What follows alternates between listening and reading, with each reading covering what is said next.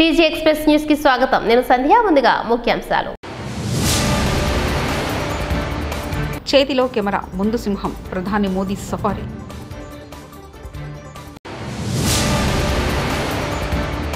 భారతదేశంలో హరిత హైడ్రోజన్ విప్లవంలో ఆంధ్రప్రదేశ్ అగ్రగామి, సీఎం చంద్రబాబు నాయుడు.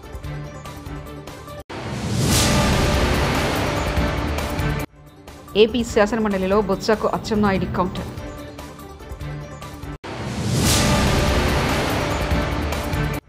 ఎస్ఎల్బీసీ ఘటన పూర్తిగా ప్రభుత్వ వైఫల్యం కారణంగా జరిగింది, ఎమ్మెల్యే జగదీష్ రెడ్డి. ప్రధానమంత్రి నరేంద్ర మోదీ గుజరాత్ పర్యటనలో ఉన్నారు. సోమవారం ప్రపంచ వన్యప్రాణుల దినోత్సవం సందర్భంగా ప్రధాని మోదీ జునాగఢ్ జిల్లాలోని గిర్ జాతీయ ఉద్యానవనంలో జంగిల్ సఫారీని ఆస్వాదించారు. ఆదివారం రాత్రి గిర్ జాతీయ ఉద్యానవనంలో ఉన్న రాష్ట్ర అటవీ శాఖ అతిథి గృహం సింగ్ సదన్కు ప్రధాని మోదీ చేరుకున్నారు. రాత్రి విశ్రాంతి తర్వాత సోమవారం ఉదయం జంగిల్ సఫారీకి వెళ్లారు. ఆదివారం సాయంత్రం ప్రధాని మోదీ సోమనాథ్ ఆలయంలో ప్రార్థనలు చేశారు.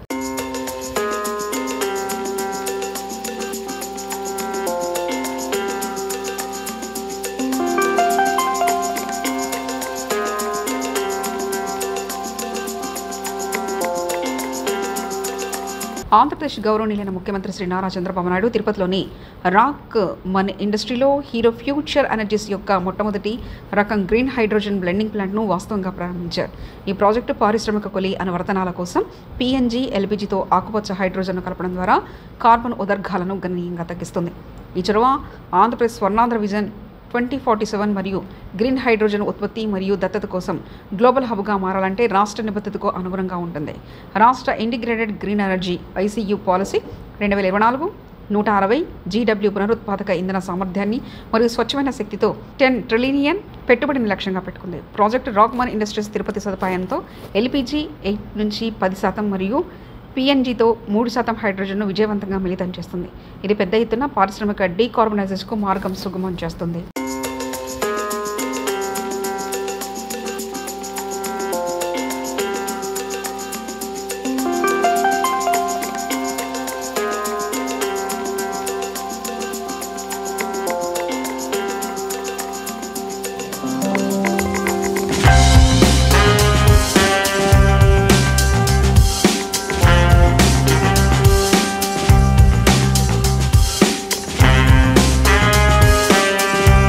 నీట ఊట కారణంగానే చివరికి 5 ఏళ్లు మేము టన్నెల్ను తవ్వలేకపోయాం. ఈ విషయం మేమే ఒప్పుకుంటున్నాం. రేవంత్ రెడ్డి, నువ్వు చెప్పేదేంటి గొట్టంగాడివి? టన్నెల్ను 12 కిలోమీటర్ల పైగా తవ్వినాం. తర్వాత పరిస్థితులు అనుకరించలేదు, చేయలేకపోయాం. కానీ ఈ ప్రభుత్వం కాంగ్రెస్ ప్రభుత్వం చిల్లర వేషాలు వేస్తూ ప్రజల ప్రాణాలను లెక్క చేయకుండా నిర్లక్ష్యంగా పనులు జరిపి 8 మందిని పొట్టన పెట్టుకున్నారు. మాజీ మంత్రి ఎమ్మెల్యే జగదీష్ రెడ్డి, రేవంత్ రెడ్డి కేవలం కుటుంబాస్తులు పెంచుకోవడానికే ముఖ్యమంత్రి అయ్యారు. ఏదైనా సమస్య వస్తే పరిష్కరించే తెలివి లేక ప్రతిపక్షాలను దూయించడం ఆనవాయితీగా వస్తుందంటూ మాజీ మంత్రి ఎమ్మెల్యే జగదీష్ రెడ్డి వ్యాఖ్యానించారు. పిల్లర్గా ఉంటాయో, ఎంత దుర్మార్గంగా ఉంటాయో, ఎంత బూతులుగా ఉంటాయో అదే పద్ధతిలో ఆ పనిని కూడా అంత బూతుగా చేశారు. అక్కడ పనిచేయడానికి కార్మికులు ఉన్నారని, వాళ్ళ ప్రాణానికి ప్రమాదం ఉంటుందన్న సోయి కూడా లేకుండా పూర్తిగా రాష్ట్ర ప్రభుత్వ నిర్లక్ష్యం వల్లనే జరిగింది. జరిగిన తర్వాత కూడా ఈ రోజుకి 10 రోజులైనా ఇంకా ఒక్క పైసా పురోగతి లేదు. ఏమనంటే మా మంత్రులు ఆనే ఉన్నారు, మా మంత్రులకు మిలిటరీలో చుట్టాలు ఉన్నారు, దోస్తులు ఉన్నారు, వాళ్ళని తెచ్చి పని చేయిస్తున్నారు. చిల్లర మాటలు. మన దోస్తులు చుట్టాలు చేయరు పనులు.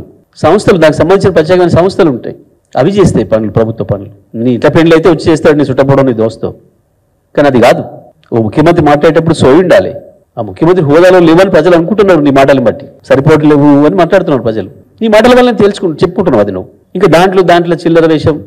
Srisailam left bank hydel power హౌస్లో ప్రమాదం జరిగితే పోలేదు ఎవరు, సిగ్గుండాలి మాట్లాడడానికి. ఆ మాట ఇన్సిడెంట్ జరిగింది 10 గంటల 9 నిమిషాలకైతే రాత్రి 15-20 నిమిషాల్లో మాకు సమాచారం వస్తే నేను డైనింగ్ టేబుల్ మీద ఉన్న నైటు కరెక్ట్గా 10 గంటల 29 నిమిషాలకు నాకు సమాచారం వచ్చింది. 10:35కు బయలుదేరి వెళ్ళిపోయినాను నేను మంత్రిగా. సీఎండి ప్రభాకర్ రావు పాప, ఆయన 70 ఏళ్ల వయసు పైన ఉన్నా ఆయన మేము వెళ్తాం సార్, మీరు ఎందుకు అంటే కూడా లేదు వెళ్దాం, మనం ధైర్యం ఇవ్వాలి, అక్కడ ఏముందో తెలుస్తలేదు అంటున్నారు. మరి ఏం జరిగింది ఆ క్యాజువాలిటీ ఏంటి అంటే ఇంకేం అర్థం కావట్లేదు సార్.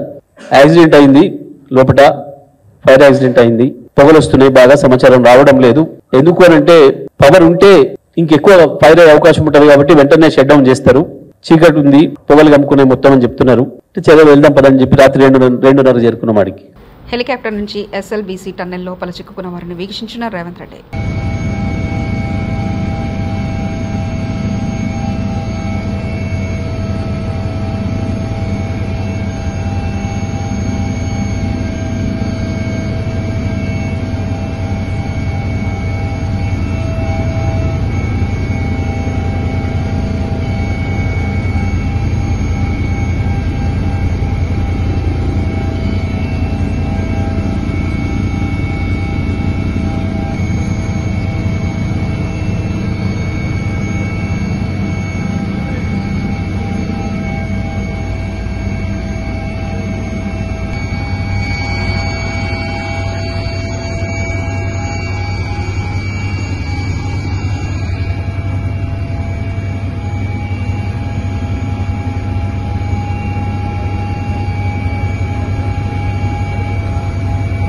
దేశ చరిత్రలో సీఎం హోదాలో చంద్రబాబు మాట్లాడడంలో ఎవరూ మాట్లాడలేదని సీఎం చంద్రబాబుపై వైఎస్ఆర్సీపీ సీనియర్ నేత మండలిలోని విపక్ష నేత బొత్స సత్యనారాయణ గజమెత్తారు. సోమవారం శాసనమండలి మీడియా పాయింట్ వద్ద ఆయన మాట్లాడారు. దేశ చరిత్రలో సీఎం హోదాలో చంద్రబాబు మాట్లాడినట్టు ఎవరూ మాట్లాడలేదని, విషకొండ భవనాల నిర్మాణంలో అవినీతి జరిగితే కాంట్రాక్టుల బిల్లు ఎందుకు ఇచ్చారని ప్రశ్నించారు. నిర్మాణాలపై విచారణకు సిద్ధంగా ఉన్నానని బొత్స స్పష్టం చేశారు. సంబంధం లేకుండా రాజకీయ కోణంలో రాజకీయ లబ్ధి కోసం వారు మాట్లాడిన సందర్భాన్ని కూడా చూశారు. ఎప్పుడో మేము అన్ని మాటల్ని ఆ రోజు జరిగిన వాస్తవాల్ని అవి మాట్లాడారు. ఎస్, మేము దానికి కట్టుబడి ఉన్నామని కూడా చెప్తాం. అందులో భాగంగాన ఇప్పుడు సాక్షాత్ ఉన్న మన ఈ శాసనసభని ఈ సెక్రటరీ గురించి డిస్కషన్ వచ్చినప్పుడు గౌరవ మంత్రి ఆశ్చర్యంగా ఉంది. ఇది తాత్కాలికమని చెప్తే కాదు, ఎవరు చెప్పారు తాత్కాలికమని బుకాయించడానికి ప్రయత్నం చేస్తున్నారు. తాత్కాలికం కాదంట, కానీ నిన్నగాక మొన్న వచ్చి వాటికి మళ్ళీ టెండర్లు పెట్టడం అనేది అది ఎంతవరకు వాస్తవం ఆలోచించేయండి. సభా సాక్షిగా ఇవి తాత్కాలికం కాదని చెప్పిన మాటని ఒకసారి మీకు మళ్ళీ అందుకే ఇక్కడికి వచ్చాను. లేకపోతే ఇక్కడ డిస్కషన్ జరిగింది కదా వెళ్ళిపోదామని అనుకున్నాము, కానీ మీ అందరూ మళ్ళీ ఒకసారి దాన్ని. అనంతపురం జిల్లా కుందుర్చి మండలంలో వడ్డేపల్లి గ్రామంలో శ్రీ వీరాంజనేయ స్వామి రథోత్సవం కనుల పండుగ జరిగింది. ఆలయంలో స్వామివారికి ప్రత్యేక పూజలు నిర్వహించారు. ఈ సందర్భంగా కర్ణాటక రాష్ట్రం చిత్రదుర్గం జిల్లాకు చెందిన చెల్లికర ఎమ్మెల్యే రమణమూర్తి హెలికాప్టర్ ద్వారా స్వామివారి రథంపై పూలవర్షం కురిపించారు. కర్ణాటక రాష్ట్రంతో పాటు చిత్రదుర్గం, మైసూరు, బెంగళూరు, బళ్ళారి తదితర ప్రాంతాల నుంచి భక్తులు అధిక సంఖ్యలో రథోత్సవంలో పాల్గొన్నారు.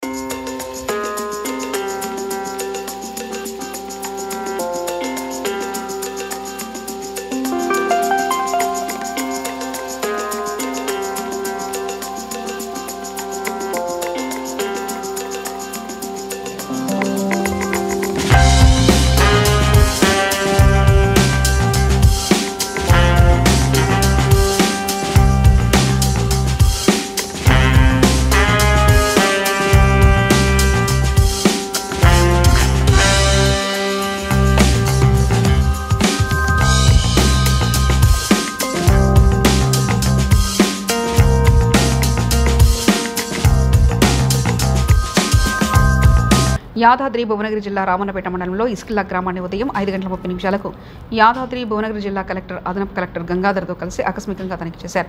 గ్రామంలో ఉన్న పరిస్థితులను తన యంత్రాంగంతో అడిగి తెలుసుకున్నారు.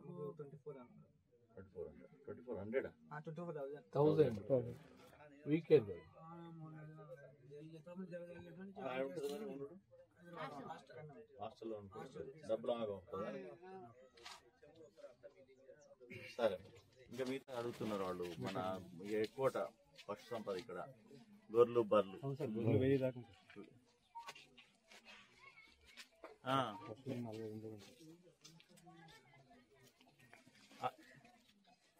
ఇక్కడ పెట్టండి, ఈ ఊళ్ళో పెట్టండి.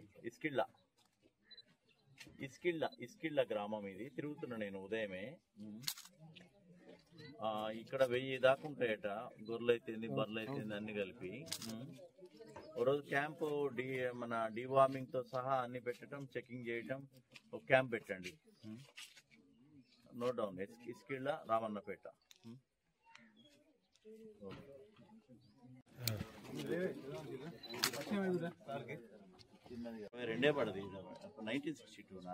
సూర్యాపేట జిల్లా సూర్యాపేటలో సిపిఎం పార్టీ జిల్లా విస్తృత స్థాయి సమావేశంలో పాల్గొన్న పార్టీ రాష్ట్ర కార్యదర్శి జాన్ వెస్లీ మీడియాతో మాట్లాడుతూ, జాన్ వెస్లీ కామెంట్స్ చూద్దాం. కేంద్ర బడ్జెట్లో తెలంగాణకు సరైన కేటాయింపు లేవు. సబ్సిడీలు కుదించి సంక్షేమ పథకాలు కోత పెట్టింది కేంద్రం. రూపాయి ఆదాయం పోతే 25 పైసలు కూడా రావడం లేదు. ఏ ప్రాజెక్టు కూడా జాతీయ హోదా ఇవ్వలేదు.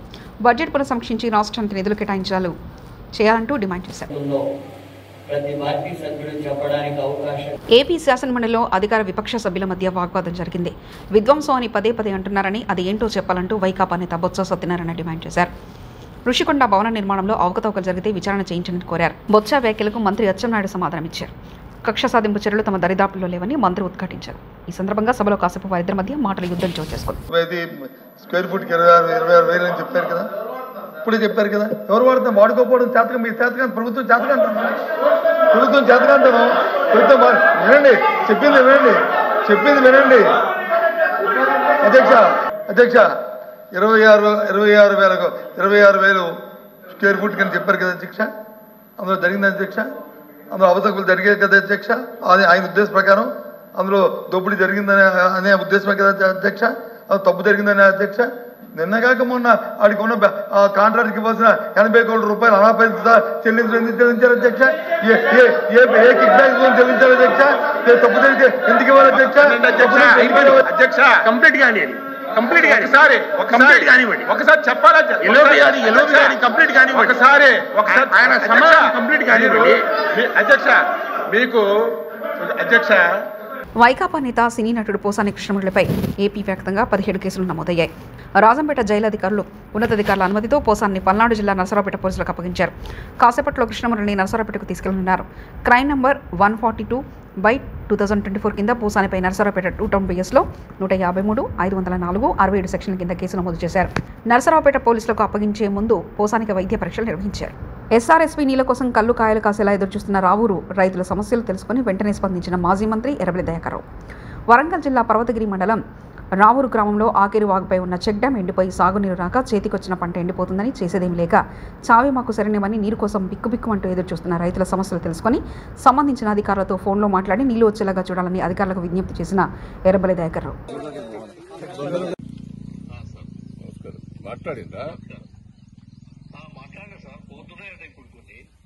మీరు అది వేరే సార్. ఇప్పుడు నేను ఇల్లంద దగ్గర మీకు చెప్పేది ఇల్లంద గేట్ ఇల్లందది వేరు, బొందవాగుది వేరు.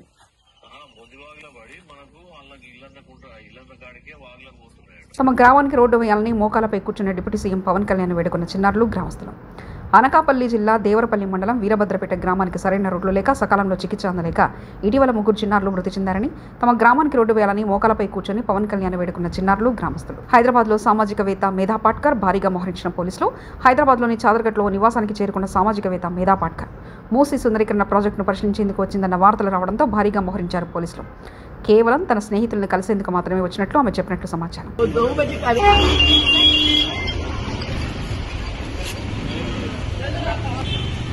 యాదాద్రి శ్రీ లక్ష్మీనరసింహస్వామి బ్రహ్మోత్సవాలలో భాగంగా 3వ రోజు మత్స్యావతారంలో ఆలయ మాడవీధిలో ఊరేగుతూ భక్తులకు దర్శనమిచ్చారు. లక్ష్మీ సమేత నరసింహుడు సోమకాసురుడు అనే రాక్షసుడు వేదాలను అపహరించి సప్త సముద్రాల అడుగున దాగి ఉన్నప్పుడు లోక రక్షణార్థం శ్రీ మహావిష్ణువు మత్స్యావతారం దాల్చి వేదం పరిరక్షణ శిష్ట పరిరక్షణ చేశాడు నరసింహుడు. మొదట దాదాపు 2 గంటల పాటు ప్రత్యేక పూజలు నిర్వహించిన పురోహితులు అనంతరం వేద పారాయణాలు వేద పండితుల చేత మహోత్సవాలను కన్నుల పండగగా వినుల విందుగా జరిపించారు.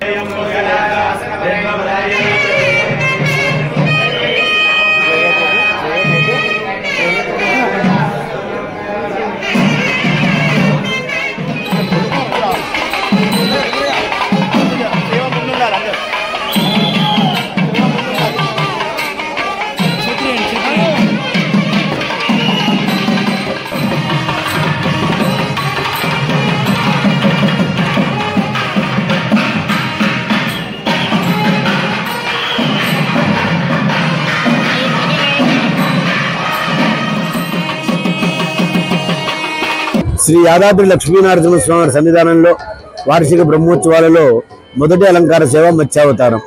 ఈ మత్స్యావతారం మానవుల్లో ఉండబడేటువంటి అజ్ఞానం అనేటువంటి అవిద్య నశించిపోయి సుజ్ఞానం కలిగి సువిజ్ఞానం కలిగి ఈ సమాజోద్ధరణ అందరికీ కలగాలనే దానికి ప్రతీకగా అర్థాన్ని పరమార్థాన్ని కల్పిస్తూ భక్తులందరికీ కూడా స్వామివారు మత్స్యావతారంలో దర్శనాన్ని అనుగ్రహించినారు.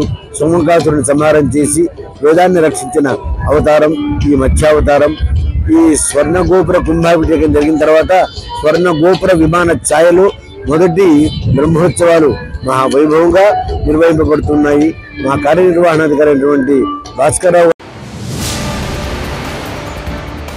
చేతిలో కెమెరా, ముందు సింహం, ప్రధాని మోదీ సఫారీ.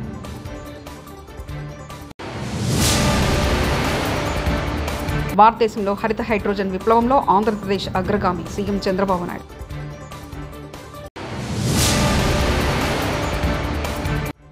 ఏపీ శాసనమండలిలో బొత్సకు అచ్చెన్నాయుడి కౌంటర్.